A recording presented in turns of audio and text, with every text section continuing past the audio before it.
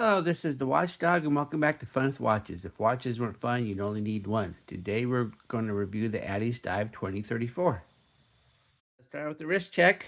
I'm wearing the Smil 8007, and Grego's wearing my Forcening 1211. Grego said that Ben Solo made his mom a homemade Valentine's Day card showing a picture of him and his mom holding hands on top of a small mound. Grego said, "Shouldn't you add your father to the drawing?" Ben said, "Who do you think is buried underneath the mound?" Okay, let's take a look at the watch. It comes in this plastic case. I really like these plastic cases. They're very sturdy and they stack nice. And here's the watch. Isn't that a nice looking watch? When I saw this on AliExpress, I just had to have it. So I didn't even wait for the price to go down. I've had many an ADDIESDIVE on my channel, but this is the first chronograph. For ADDIESDIVE, we expect most of their watches to be in the sub $100 range, and so instead of a mechanical movement, we have a VK64 Mecha Quartz movement, given a smooth, sweeping, large second chronograph hand that ticks 5 times a second. With this 2034, ADDIESDIVE seemed to class it up a little bit, with a scripted ADDIESDIVE name and some very nice finish work. ADDIESDIVE can't seem to help itself, and it wants this watch to be a dive watch, but you can't use a chronograph under the water because you can't push the pushers, so they gave the watch a dive timing bezel. This watch comes in 2 colorways. We have a panda and a reverse panda. Given the choice, I always choose panda over the reverse. I seem to be in the majority when it comes to that. The reverse panda has all BGW9 Lume, while the panda has a mixture of BGW9 and C3. The watch has a 41.9 millimeter bezel, which overhangs the 41 millimeter case just a little bit. It's 48.5 millimeters lug to lug with inverted end links. It's 15 millimeters thick, including the dome sapphire box crystal, and has a 20 millimeter lug width. So it's a fairly big watch. And I'm not sure why they didn't go for 22 millimeter lug width. I think it would have worked a little bit better. The timing bezel is 120 click, unidirectional, and the clicks are nice, no back play. So I like the bezel action. And it's a fully lume bezel, but the lume's not wonderful. It's not as good as your typical ADDIESDIVE lume. And the bezel insert, if you look at the ad, it says glass. So this has a glass insert. It doesn't look, it kind of looks like ceramic, but no, it says glass.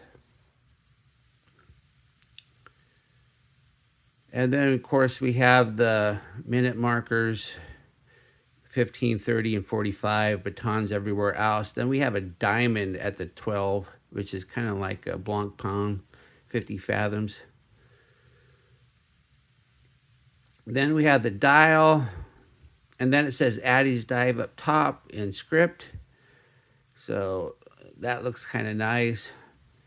Then on the bottom, here, let me get the minute hand out of your way so you can actually see it. On the bottom, it says divers with an apostrophe S. It shouldn't do that because you're only supposed to use the apostrophe S if you're ISO 6425 certified. And at under $100, this most certainly is not. And then we have the indices. They're numerals, and they're just printed on. They're not applied. And then we do have little dots next to the numerals. And then we do have a tachymeter on the chapter ring, and it's kind of difficult to see because there's a lot of distortion on the crystal right on the edge that goes over the tachymeter. And it kind of acts as a magnifier a little bit. And so sometimes you have to tilt the, if you want to see the tachymeter, you have to tilt it to be able to see it. And then we have the chapter ring with the seconds and the sub-seconds. And we do have minute counters at the 5s, but they're really small. Then the hands, we have fence post minute hand, fence post hour hand, and they're loomed. Then we have a spare tip large second chronograph hand, and it too is loomed. And there is no date. Normally a VK64 has a date at the 6, and they went for the style instead of the function. I personally would have preferred a date at the 6. I like having a date on my watch, and I can kind of understand it's a very pretty dial, and they went for pretty instead, but I would have preferred the date. Of course, that means there's a ghost date also, since this is a VK64. A VK64 is basically a VK63 without the running second hand at the 6. So on the right, we have a 24-hour indicator subdial, and on the left, we have the chronograph minute counter. Then we have a sign screw down crown, and the thread action's good, and it doesn't take a lot of effort to get it screwed back down either. It catches right away, so I like that. The pushers, though, these little locks here are fake. I mean, they're real pushers, but you can't screw them down. And so that kind of defeats the purpose of having a 200-meter dive watch if you can't lock the pushers, because if you push the pushers underwater, you will let water in. This is a VK64, so the top pusher activates the chronograph. And as you can see, we have a smooth sweep there, 5 ticks a second. Top pusher stops it, and the bottom pusher, you get the instant snapback.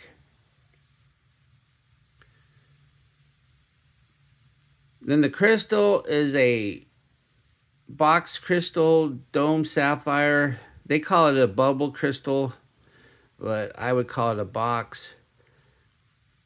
And if you look at the inside, though, once again, you have this outer ring on the inside, which causes a lot of distortion and acts kind of like a magnifier for the tachymeter, but it's kind of difficult to see the tachymeter because of it. And then as you can see, we have AR coating, and it does a good job of not reflecting. So I like the crystal. It's a well done crystal. It just, once again, the tachymeter is not very functional, but you're not going to use the tachymeter anyway. And then we have the case. We have polished sides, brushed tops, and the brushwork's very nice, very fine.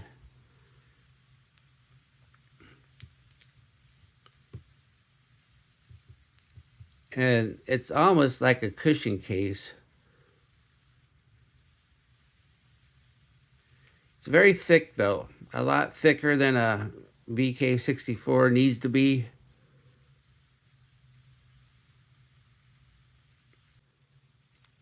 Then we have a screw down case back. We have the ADDIESDIVE logo here, their Deep Sea Hunter logo. And then it says all stainless steel, and it is. Then it says Deep Sea Hunter Sport Diving Divers with apostrophe S again. They're not supposed to do that. 200 meters. Once again, the 200 meters though is questionable because of these pushers that you can't lock down.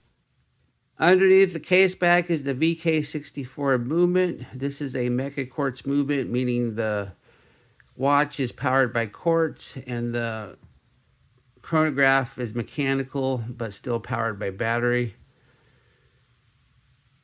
And that's why you have a smooth sweep that ticks 5 times a second. This is the go-to movement for 2 sub-register chronographs in this price range. And I already showed you how it works. Personally, I wish it had a running second hand over the 24-hour indicator, but apparently I've been told several times by many people that in Japan it's very important to have a 24-hour indicator because you have office workers that work long hours and that never know what time of the day it is. The bracelet is a 5-link and it's fully articulating. So it really contours to the wrist, which is good because of this big watch head, you gotta wear this a little bit tighter than you normally would. Then we have solid end links, and they're inverted. And we have push pin adjusters, not screw pins. ADDIESDIVE always does push pins. I've never seen them do screw pins.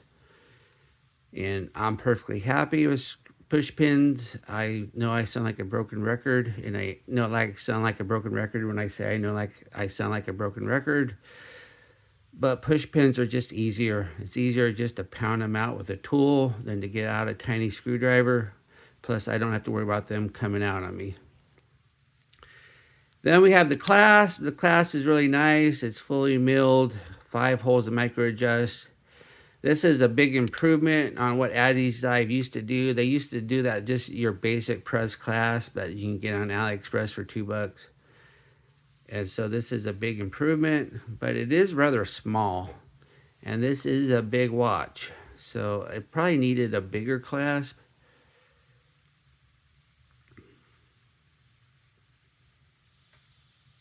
Here's the watch on my 7.5-inch wrist. I think it looks nice. It's a big watch though. It's rather chunky.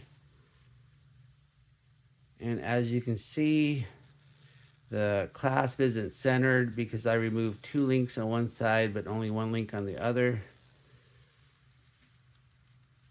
Plus then I moved it in 2 holes to micro adjust. So as I just said, I removed 3 links and then moved it in 2 holes of micro adjust. So you should be able to wear this if you have a large wrist. Here we are in the Lume room. Normally ADDIESDIVE watches have excellent Lume, especially considering their affordability. But with high expectations come big disappointments when they don't live up to their standards. As we speed up the time, the numerals disappear almost immediately, which is something we expect from Pagani Design and not ADDIESDIVE. Then we have the fully Lume bezel. That doesn't seem very bright at first, but at least it has some decent legs, not fading too fast. The hands are better than anything else on the watch, but still not great compared to other watches I've had from ADDIESDIVE. What do I like about this watch? Well, I like the appearance. It's a very nice looking watch. They did a really good job with the design.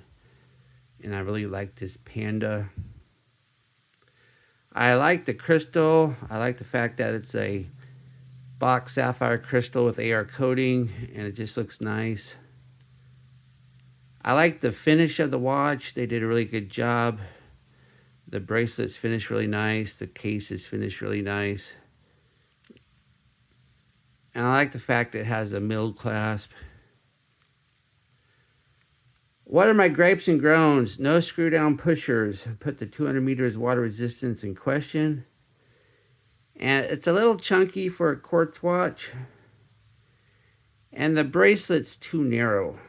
It would have been nice if it was a 22 millimeter lug width, which would have added a millimeter on each side to the bracelet, which would have gave it a little bit more weight, because this is a really heavy watch head and it needs some weight to balance it out because it just feels really top heavy. And don't say divers with apostrophe S unless it's ISO 6425 certified. I don't make the rules. Do I recommend this watch? Yes, as long as you're okay with the top heaviness. Some people just don't like a top heavy watch, and if that's you, then this watch isn't for you. But I can tolerate the top heaviness, and it really looks nice. I really like wearing it just because it looks so nice. You'll just have to wear it a little bit tighter than you normally would. Well, thank you for watching my review of the ADDIESDIVE 2034. And I will be back with another review. Once again, it's going to be a while before I have an unboxing. Be sure and like and subscribe to my channel. And if you like this ADDIESDIVE and wish to purchase it, use my affiliate link and I might get a small commission, which will help keep this channel going. Bye.